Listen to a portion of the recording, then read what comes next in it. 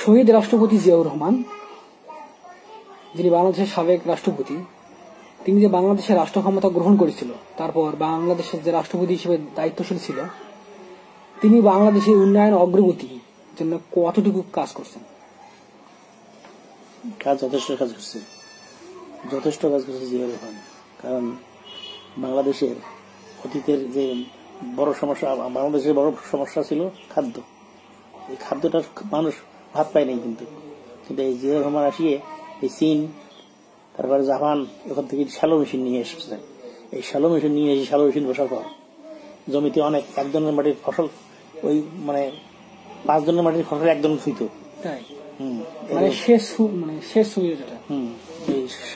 শেষ এক কথা শেষ বলতে যেটা, এটা জিয়াউর রহমান আনছে বাংলাদেশে। এর আগে কোন সরকার এই সেচ ব্যবস্থাটা আনতে পারেনি। আর সেচ যদি ভালো যদি আবাদ না হয়, তো মানুষের অভাব কিভাবে ভালো হবে? উনি সেটা করতে পারছে। আর তাছাড়া ওই খাল, নিচে জমি, কতিলে জমি আছে উঁচু জমি, কতিলে নিচু জমি, ওই নিচু জমির পানি থাকে, উঁচু জমি আবাদ হয় না, অথচ নিচু জমি আবাদ হয়। নিচু জমির খালত তো পানি বেশি থাকে, আর উঁচুর তো পানি নেই। ওটে পানি বেশি, এটি পানি কম, না এটি পানি নেই। এগুলো উনি লেভেল করতেন, জমির পরিমাণটা বাড়াইতেন, আবাদি জমির পরিমাণটা উদ্ধার করতেন উনি।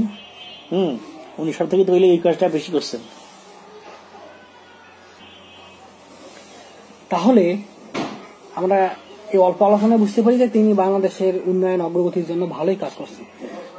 তাকে যে হত্যা করা হলো, আপনার কে তাকে হত্যা করতে পারে বা মূল কারণটা কি হতে পারে? এর মূল কারণটা জিয়াউর রহমানের হত্যার পিছনে যেটা কারণ, সেই কারণটা হল ইন্ডিয়া, ভারত। ইন্ডিয়া কেন? ভারত কেন? ভারত কারণটা হলো এই বেশি উন্নয়ন, বেশি অগ্রগতি এই দেশের হইলে ভারত যে সবসময় বাংলাদেশের উপর একটা যে অতিমাত্রা যে একটা মাথা বই করে দাদাগিরি, এই দাদাগিরি ভারত থাকতো না। যার কারণে ওইটা বন্ধ করার কারণেই জিয়াউর রহমানকে ভারত দেখতে পারতেন না।